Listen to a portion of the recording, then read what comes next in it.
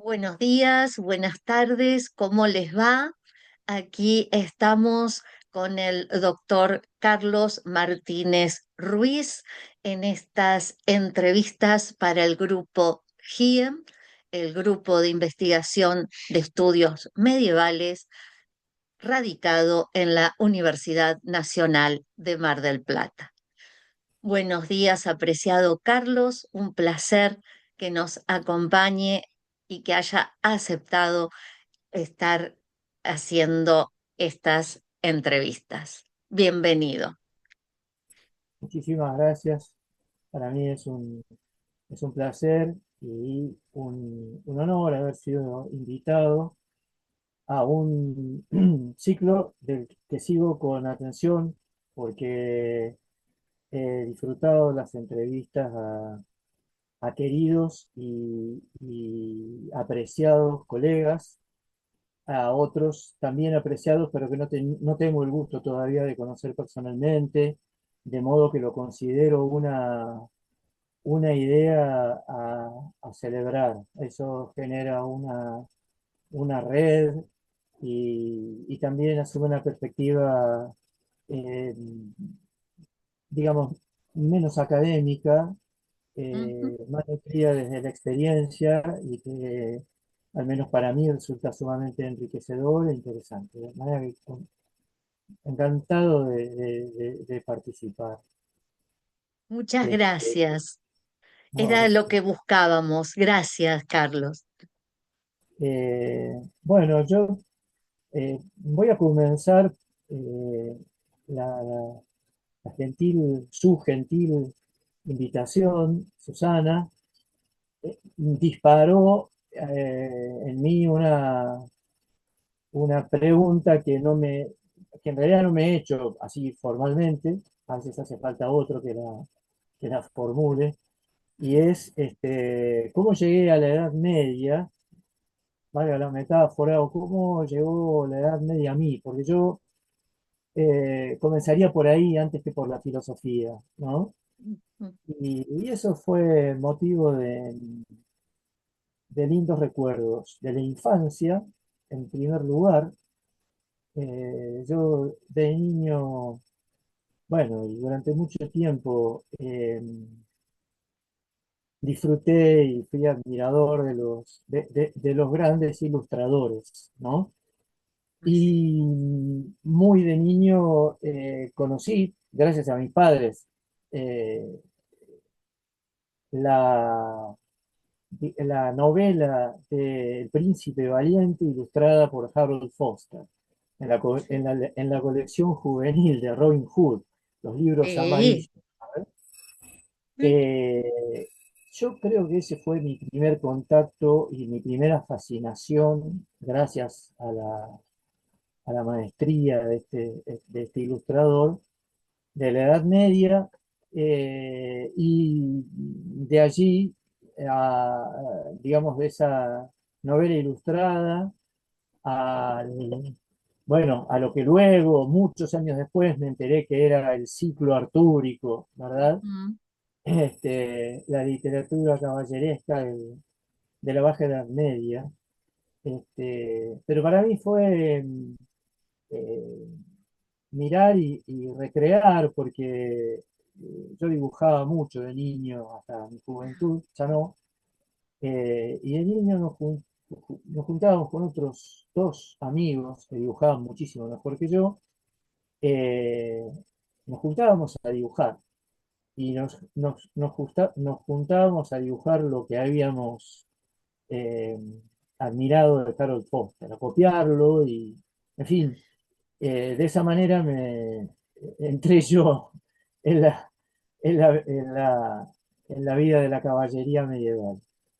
Eh, y el otro gran impulso, ya de grande, hacia la Edad Media, más profundo, fue el conocimiento de Francisco de Asís y, y su mundo religioso, su mundo cultural.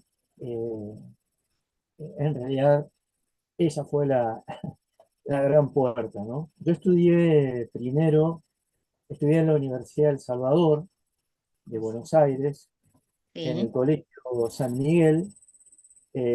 Hice el largo, extensísimo bachillerato en teología y el profesorado en filosofía, porque yo siempre quise estudiar filosofía. sí, Y la pregunta para mí es, no podría ser por qué estudié filosofía, porque la verdad que ese para mí no ha sido hasta ahora un asunto del pasado, sino más bien del presente y del futuro. Yo me estoy enterando, tengo 61 años, ¿no? sí, Me sigo enterando de por qué me dedico a la filosofía, y de manera que no podría dar una respuesta certera, definitiva y cerrada para mí porque nunca lo fue. Y, y creo que por eso me apasiona tanto, porque tiene que ver más con lo que yo voy siendo, sí. eh, con lo que he sido o querido ser, algo así, ¿no? Ay, sí. Eh, Así que estudié, hice el profesorado en filosofía, como le decía, el profesorado nacional de filosofía allí, cursé la filosofía y la teología. Eh, y luego continué mis estudios en Roma, en lo que ahora Ujú. es el Pontificio Ateneo Antonianum, dispuesto a formarme ya como medievalista, porque en realidad, bueno, era un momento bastante especial de los estudios universitarios, porque es, digamos, la universidad inmediatamente posterior a la llegada de la democracia en Argentina. De modo que había muchas cuestiones que recién se estaban empezando a acomodar Sí, al, es cierto. al nuevo clima y a la nueva situación política del país. Y eso hizo que estudiantes como yo, en universidades privadas o en universidades nacionales o en universidades públicas, tuviéramos que estudiar un poco a contrapelo, ¿no? Porque para poder estudiar lo que efectivamente nos interesaba, ¿no? Eh, y ese contrapelo no solo me trajo la filosofía, sino también la filosofía medieval que yo quería estudiar, eh, que no tenía que ver ni con una reivindicación, perdón, ni con eh, una defensa del catolicismo romano y de sus intereses, ni tampoco con una nostalgia de la Edad Media, eh, tras, digamos, eh, la agenda de la modernidad, ¿no? Eso lo fui entendiendo poco a poco. A medida que iba leyendo y también con la ayuda de buenos maestros que he tenido en San Miguel, de los que me siento profundamente deudor.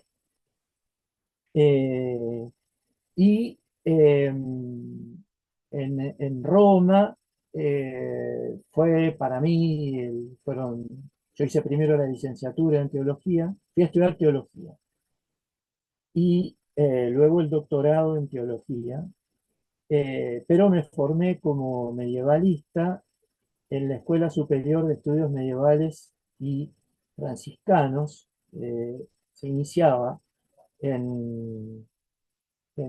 por entonces, porque quizás eh, bajo el ejemplo de algunos maestros y profesores míos, el mayor de los cuales en Roma fue Leonardo Sileo, que eh, me,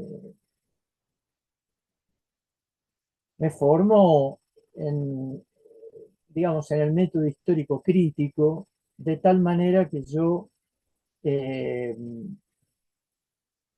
decidí combinar la crítica textual con el estudio de la filosofía medieval. Es decir, lo que a mí me gustó hacer desde siempre fue eh, reconstruir o recuperar los textos para luego estudiar, ¿no? Entonces, esa combinación, digamos, de la edición crítica de textos cuyo original eh, se ha perdido o de los que no existen ediciones críticas, eh, y el análisis filosófico o teológico.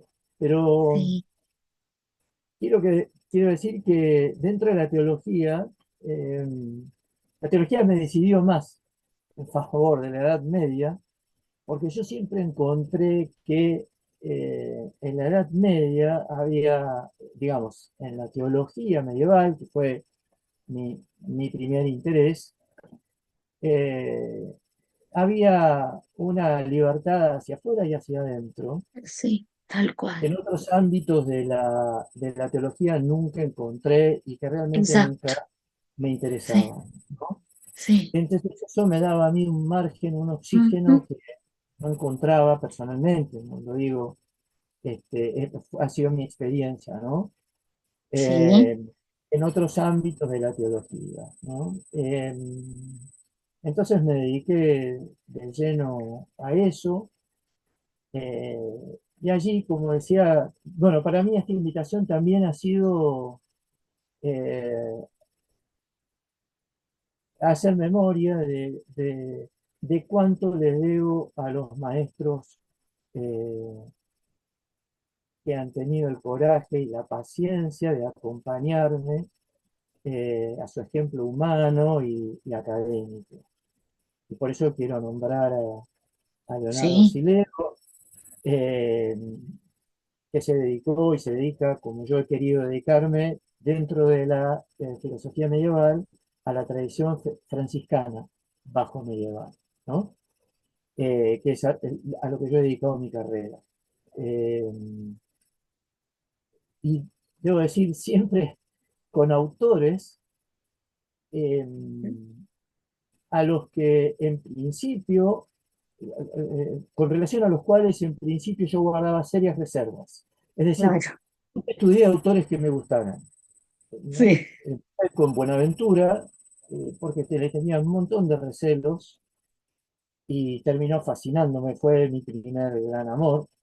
Me dediqué al comienzo a estudiar sus sermones universitarios y con ocasión de eso hice la edición crítica de los sermones de maestros contemporáneos, parisinos contemporáneos a Buenaventura, poco conocidos como Pedro de San Benito, en fin, eso está publicado. Sí, Eh, y sí, sí. allí, en, en el trabajo primero de aprender a leer manuscritos, eh, y casi en la escuela de estudios franciscanos y medievales, donde estudiábamos paleografía, codicología, Ujú. bueno, todas esas cosas, Sí. eh, casi siempre fui el único estudiante, ¿no? Y eso para mí fue un lujo, porque mi profesor de paleografía, o sea, nos sentábamos al lado de un manuscrito, era yo solo, era para mí solo, y a mí me fascinó, fue un portugués de apellido Sousa quien me enseñó a Ah, leer, ¿no? Eh, y bueno, a él le debo eso, ¿no? claro. Tengo detrás mío un aparato que ya nadie sabe ni qué es, que es un Ah, lector sí, de microfilms, sí, ¿no? sí, Eh, sí, sí, ahora, con- ahora que que se ha corrido, lo veo, sí, sí. ya ahora no se usa tanto porque No, las bibliotecas empiezan a digitalizar en sí. formato, bueno, en formato digital, sus recursos y sus fondos antiguos, pero eso sigue siendo útil, ¿no? Y luego de Buenaventura hice la licenciatura, me dediqué a un autor al que todavía me dedico, que es Subertino de Casale, eh, de cuya obra, el Arbor Vitae Crucifixe Iesu, eh, inicié la edición crítica, no sé cuánto tiempo me va a llevar, ¿no? Poco En visitado, sí, un en autor Roma, muy sí, importante y poco visitado, sí. extraordinaria, un Sí, extraordinario autor. Eh, y allí, bueno, primero ya por, por los sermones de Buenaventura y por el padre Jacques Bougerolles, que ha sido también, ya se dedicó muchísimo a mí, con mucha generosidad. Yo tomé contacto con la Comisión Leonina en Grottaferrata, residente entonces en Grottaferrata, y, y a ellos les debo, digamos, la formación, no ya en la, en la paleografía, pero sí en la crítica textual, es decir, en la reconstrucción de un texto, porque el padre Batillón y el padre Guillot, y también andaba por ahí siempre el padre René Antoine Gautier, el especialista en aristotelismo latino, pero sobre sí, todo Batillón y Guillot, ellos me enseñaron de primera mano por la particular tradición manuscrita y la historia redaccional del Arbor Vitae, aplicar el método que lleva todavía adelante la Comisión Leonina para, es un método estadístico eh, para editar textos con una tradición manuscrita frondosa como es la de Tomás, ¿no? Pero además de eso, ellos han sido sumamente generosos conmigo, me han regalado cantidad de microfilms, se han ocupado de cada uno de los pasos que yo seguía para elaborar el sistema Codicum, en fin, enorme aprecio. De ellos creo que aprendí la, la generosidad, ¿no? Con relación a los que aprenden.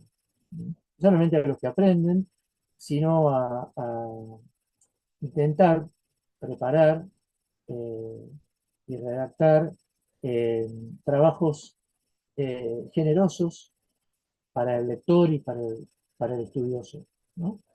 En fin, así sí, que me permito, Susana, recordarlos sí, porque ¿cómo los valoro no? diariamente, ¿no? Así Sí, que yo he intentado combinar eso. Siempre comencé estudiando autores, eh, peleándome con ellos y al sí, final descubriéndoles, ¿no? exacto, Eh, exacto, sí, Después ya de vuelta a la Argentina, yo volví con ideas con el sueño, en realidad, de dar clases en la Universidad Nacional, ¿no?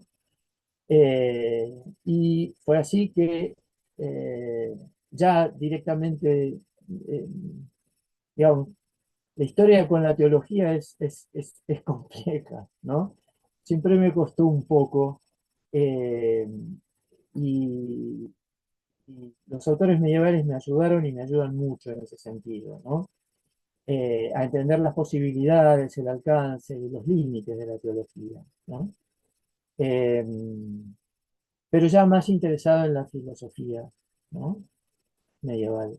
Y entonces, bueno, ya residiendo en Córdoba, eh, hice el doctorado en filosofía,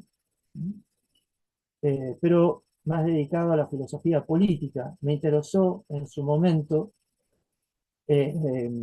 reconstruir la discusión sobre la propiedad y el poder anterior a la traducción a la política de Aristóteles, es del año 60, digamos, ese fue el último libro del corpus aristotélico traducido en la Edad Media, sí, y, y en los manuscritos, sobre todo en un manuscrito famoso, que es el manuscrito de Douay, eh, encontré que en realidad había una discusión fuerte y muy rica acerca de los dos temas entre los años 25 y 50. Nutrida no de fuentes filosóficas, porque no las había, exacto. sino fundamentalmente de fuentes jurídicas, ¿no? Sí, Y de manera que yo, bueno, como fue mi método, busqué, encontré y edité eh, cuestiones sobre, digamos, la legitimación o la legitimidad de la propiedad privada y del ujú, poder político de un hombre sobre otro, es decir, eh, de la potestas y del dominio, ¿no? Eh, y eso bajo la dirección del profesor Roberto Lambertini de la sí, Universidad de Macerata, y bueno, la codirección en Córdoba de un querido amigo y colega, Sergio Sánchez. Eh, pues nada, eso fue mi, mi trabajo en la Universidad Nacional durante esos años, los, digamos, proyectos de investigación que dirigí. Eh, y luego eh, comenzó mi interés en el ámbito de la filosofía por la filosofía del lenguaje, la teoría, las teorías semánticas, sí, eh, la teoría del conocimiento, y eh, allí me detuve más en Ockham, pero luego di con Scotto, que es un autor al que hace muchos años sí, estoy dedicando, ¿no? sí, Eh, Siempre con reservas iniciales, ¿no? Que luego se sí, transformaron en profunda admiración y en trabajo, ¿no? Eh, y bueno, ahí hay algo importante porque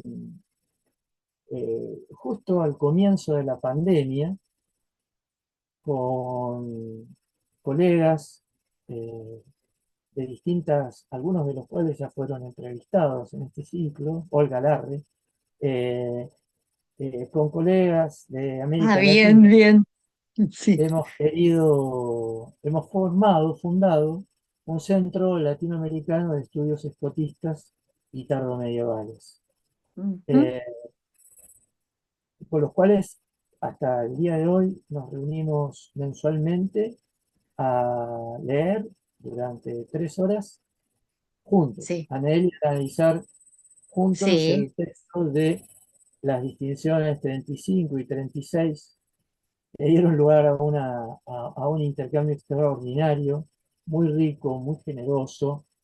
Me parece que nosotros aquí en Latinoamérica eh, tenemos una idea más colectiva, más colaborativa del trabajo académico, digamos, no solo interdisciplinaria, eh, sino más horizontal, ¿no?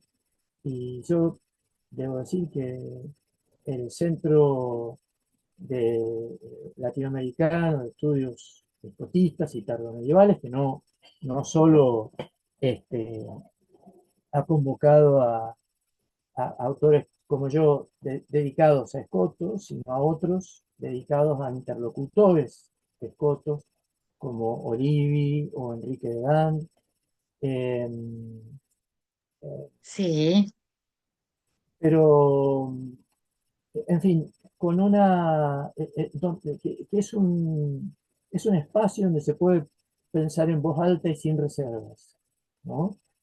claro, y Eh, sí, sí, Donde se puede efectivamente dedicarse al texto, a la fuente pura y dura, y a descubrir sí, juntos el texto, ¿no? exacto. Eh, en fin, en eso hemos trabajado y bueno, el itinerario compartido en el centro nos llevó a, me llevó a mí dentro del centro, sin querer queriendo, a, a una empresa de la que es de la que todo el tiempo estoy a punto de arrepentirme, que es a la edición crítica de la distinción Se entiende. 36 de la reportación parisiense de Escoto, Sí, eh, sí, en la que actualmente estoy trabajando, porque es lo que actualmente estamos estudiando en el centro.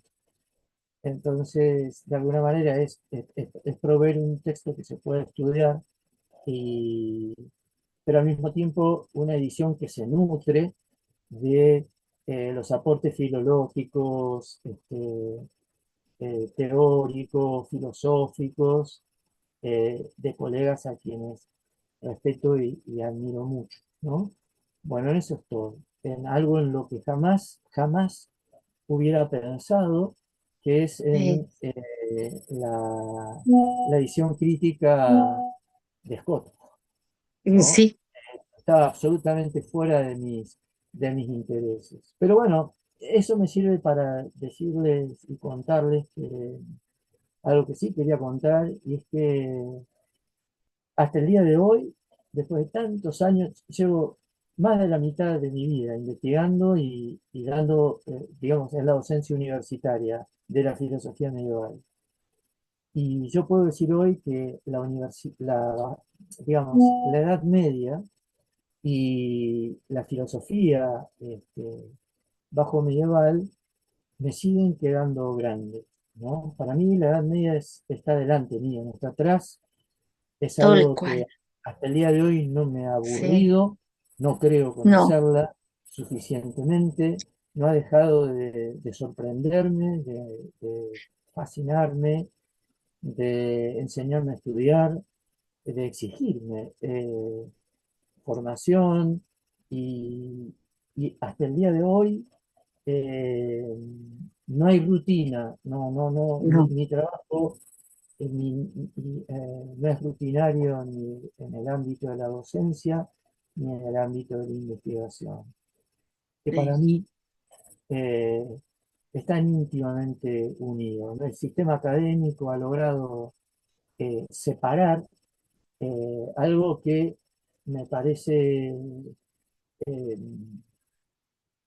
está intrínsecamente unido, ¿no? Porque sí, la docencia eh, enseña tanto, digamos, enseña desde otro lugar que la investigación, y aporta algo que la investigación nunca va a aportar, ¿no? Y exacto. viceversa, por supuesto, ¿no? Ujú. Eh, Se nutren mutuamente. La docencia con otros elementos, ¿no? Con el Sí, contacto con la experiencia humana, el intercambio en un proceso mutuo. Yo creo que hay todos los estudiantes eh, se aprende, a menos que uno no quiera. totalmente. Sí, Pero, o sea que todos los estudiantes nos enseñan, ¿no? Y hay algunos que nos forman. Eh, y la docencia nos expone a ese privilegio, ¿no? Por lo menos a mí, al de sí, aprender coincido, y al de coincido soltar plenamente. más, ¿no? En Sí, fin, bueno, eso, en eso estoy, de esa docencia y de esa investigación, sigo apasionado, enamorado, encontrando siempre nuevos cómplices, nuevos ¿eh? compañeros y compañeras de ruta, nuevas aventuras, como Claro. la de Otto, este, sí, y también ya, quizás me ocurre ahora hablando desde otra perspectiva, de la Edad Media, descubrí, me parece que ese es el desafío a futuro de la Edad Media tiene un enorme futuro todavía. Primero Sí, porque no conocemos todas las fuentes, ni estamos tal cual, descubriendo, tal cual. seguimos descubriendo materias claves de la producción literaria, de la reflexión filosófica.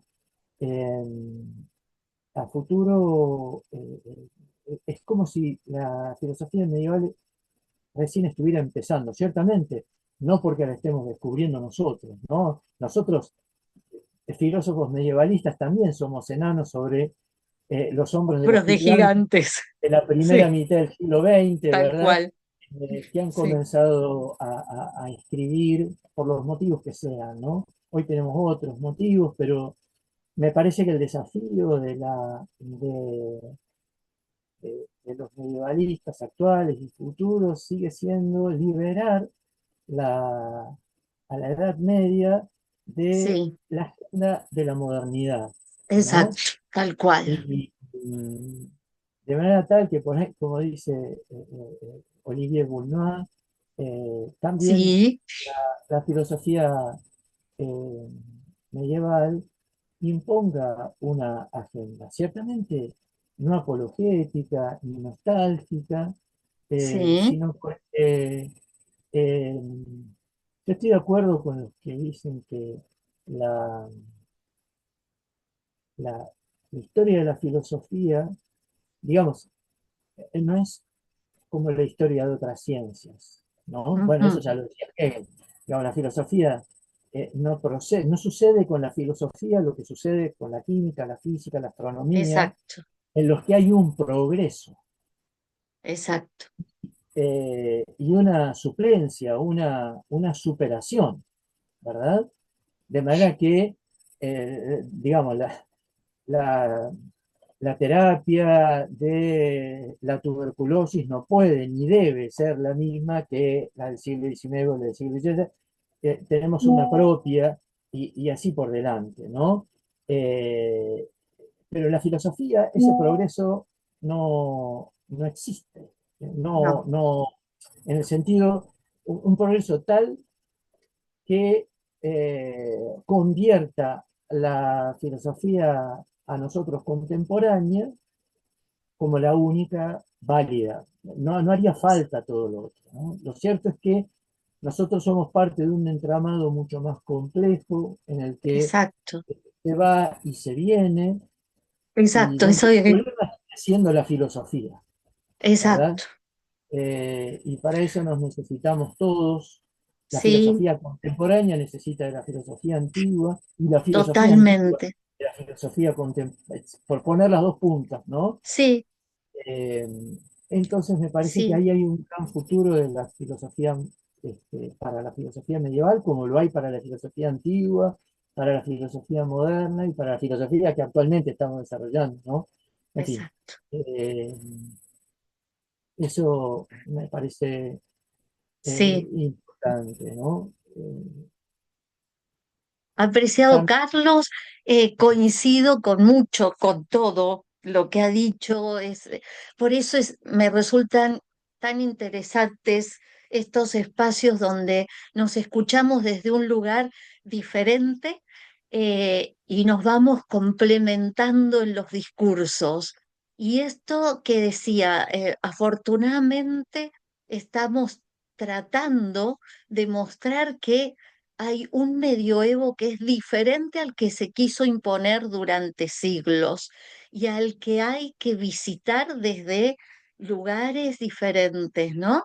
Porque nos está aportando una cantidad de pensamientos, de visiones sobre el mundo y el entorno que nos permitirían comprender este presente, ¿no? Coincidimos, me parece, en eso. O sea, no es algo para dejar allí anclado o pasarlo, como decía Hegel, con las botas de 7 leguas, sino para revisitar continuamente. Nos quedan 3 minutos para que usted nos diga aquello que desee, que le parece que no, que faltó, lo que quiera. A, a mí me gustaría reconocer y recomendar al mismo tiempo, de cara a los más jóvenes, eh, una, digamos, una realidad de nuestro sistema educativo en la universidad, por lo menos aquí en Córdoba, y es Sí, que para un joven estudiante de filosofía que quiere hacer su trabajo de grado, no ya de posgrado, sino de grado en filosofía, en autores medievales, eh, que ese trabajo, de hecho, es un trabajo mucho más cuesta arriba que para el resto de los estudiantes que elijan un autor moderno contemporáneo, sí, que supone un aprendizaje mucho más duro, entre otros el aprendizaje de la lengua, eh, sí, eh, hacerse de otras estrategias de investigación y de estudio, eh, que, que valen la pena, sí. ¿no?